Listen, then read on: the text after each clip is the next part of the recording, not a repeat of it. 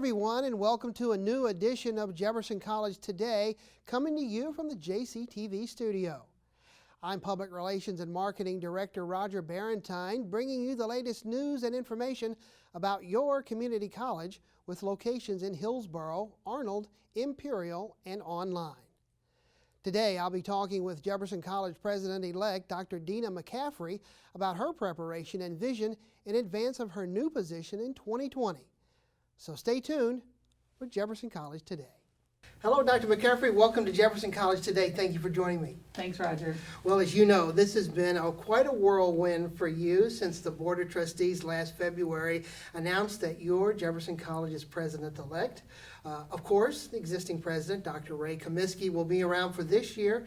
But in that period of transition, you guys are one's leaving, you're coming in. What are some of the things that you all have done or that you talk about in terms of collaborating to make this transition go smooth? It's actually been really nice to have the overlap. Ray has a breadth of experience that he shares with me, and we meet regularly. We start those meetings every week by talking about current events and current happenings going on or things that have come up in the last week or so that might be new for me, and to see his perspective on how we handle those issues. And then we also go in and talk about more strategic things and more long-term view and the bigger picture stuff. So we might one day talk about legislative issues or our funding model or board policies and procedures and how we follow those and what happens with that. So it just has given me a broader experience, I guess you could call it, with what I know in the instruction division coming into this role, but across the whole campus now. It's really been positive. And part of that transition for you personally is that you're moving to Jefferson County. Talk a little bit about what that is like for you as part of this new gig, if you will. Yeah, actually, when I committed to applying for the position of president, my husband and I had spoken a lot about it leading up to it, and at that time we committed to moving into Jefferson County. I have born and raised South St. Louis County my entire life. That's just where my kids have grown up and things, so we always just stayed where we were. However, I will say I live close enough that I do most of my shopping in Arnold. We eat out and do a lot of dining in Arnold, so I've always been active in the Jefferson County community, but now we will actually be living in the community that we enjoy so much. One of the benefits of the fact that you're going through this year-long transition process is the fact that as you mentioned, you're kind of already established here, having worked here as a dean, having the fact that many people in the Jefferson County community know you in terms of business leaders. What has that been like in terms of people you know, key people in the community, knowing that you're going to lead this college into the next decade? It's actually been overwhelming, the response, and overwhelming in a really positive way. There's been a lot of excitement when I see different people, and it's also been very humbling to see the excitement others have for me to step into this role. And I actually have to say that I have heard from two of our previous presidents, actually, Bill McKenna and Wayne Watts, congratulating me and telling me how excited they are for me in this role. So that meant a lot to me to see them and what they did to lay the foundation for the college, and now working with Ray, that all just ties together. So yeah, it's a little different experience because I'm familiar with so many people already, but I'm also getting to meet other community leaders that I might not have in the past. So. Part of the insight that you have brought to this process has been through a series of meetings on what you're calling the 4 questions. Talk a little bit about what that concept is, what you hope to achieve through the 4 questions, and then ultimately, what are some of the things that you're hearing from our employees? Sure. Actually, I've gotten great feedback. The 4 questions, I refer to it as the 4 Qs. And that was something I also talked about through my interview process, that I wanted to personally meet one-on-one with as many faculty and staff as I could. I'm also doing this with the Board of Trustees. And I have 4 specific questions that I'm asking in each of those meetings. And those questions, that once we get through them, I'm happy to talk about anything else, but there's so much positive that goes on here at Jefferson College, and I don't think us as employees necessarily take the time to reflect on that. So the 4 questions, I actually have them written down, so I'm going to cheat and use my notes so that you get an idea of what they are and how I'm approaching this.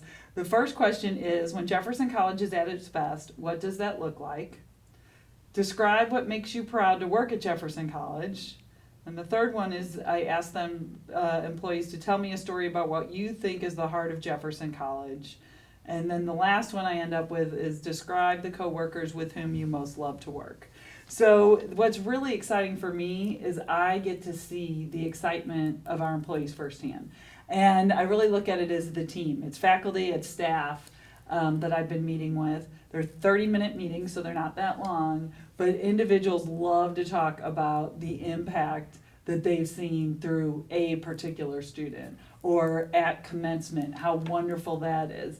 But they also bring ideas to me also, which gets me really excited to see some innovation and different ideas coming forth. So I'm taking all of this data and keeping it in the spreadsheet. I'm highlighting certain things. I actually how many employees you're going to? Well, there's about 91 full-time faculty. Oh my goodness. And then 150, 165 full-time and part-time regular staff. So there are a lot. There are a lot. And I'm trying to do this a little bit every month. So I'm up to almost 50 meetings that I've already held since July 1. So it's going really, really well. I feel like they are not mandatory, so no one has to come meet with me. But the feedback I've been getting has been that people have enjoyed it. So then I'm taking all of this information. I met with one person last week and he stated something so eloquently. I said, can I take that? I will not give your name credit, but next year I plan to integrate some of what I'm hearing, starting at opening week meetings with faculty and staff, and then continue to look at messages that we can use throughout the year and through this transition. And then I also, if something is coming up over and over, I'm keeping a list of those items. And I hope to, about once a month next year, to hold some strategic meetings where anyone can come and we can do a lot of brainstorming on how to make what we do well even better on different themes. So I really am looking forward to this. It sounds very interesting. I bet you get a lot of very interesting comments from it. I do. And I have to say, everyone has been appreciative of it, and at the end there is so much positive. Every now and then someone brings something that might be considered a little negative, but it's not as a negative. It's like a barrier for them to do their job well. And on a couple of occasions I've just known the right person to ask to fix something and say, we need this process to work better or something like that. And we've been able to make some small tweaks to what we're already doing that have been positive.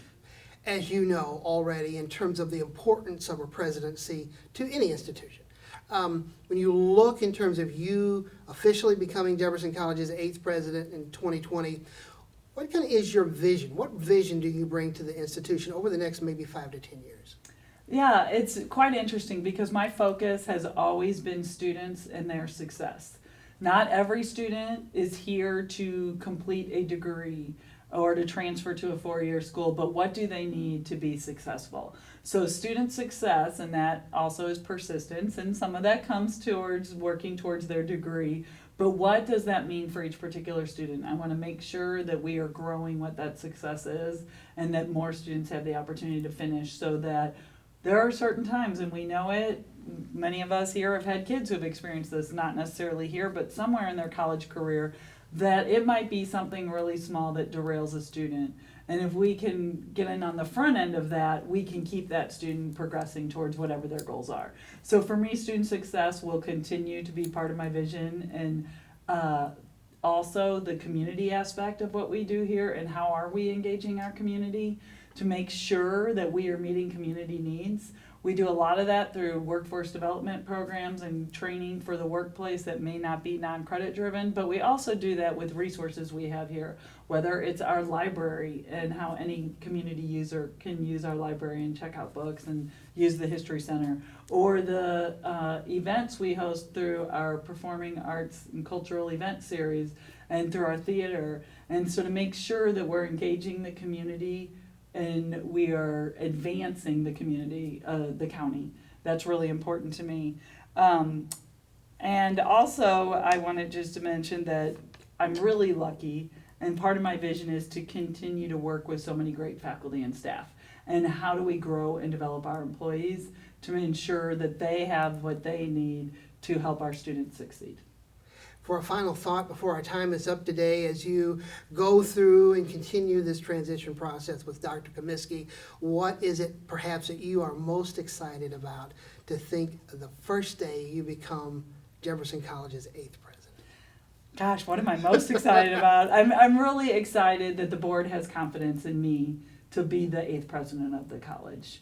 I mean, I know that that's a tough thing on the board, is to decide who the next leader will be.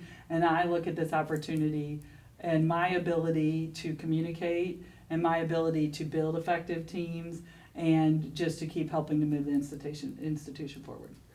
Well, we're out of time. I know you're a very busy person, but I appreciate you stopping by today for this program. Thank you. No problem. Thanks so much. Roger. Thanks.